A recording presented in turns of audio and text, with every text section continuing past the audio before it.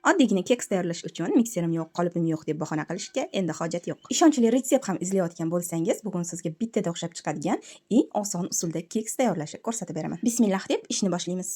Eng avvalo 4 ta tuxumni chaqib, 1 stakan shakarni solamiz. Vinchik yordamida yaxshilab shakarlarimiz yarimchala eriguncha aralashtirib olamiz. Yengilgina ko'pirtirib olgan shakar va tuxumimiz ustiga esa 1 stakan qatiq, yarim stakan yog'ni quyib, yana vinchik yordamida bir xil massa holatiga kelguncha aralashtiramiz. Ketidan 3 stakan un hamda 1 qoshiq razrxitilni solamiz. Razrxitil solingan joyi menda videoga olinmay qolibdi, lekin solish esingizdan chiqmasin. Bir xil massa holatiga kelgandan so'ng xohishga ko'ra mayiz, yong'oq solishingiz mumkin.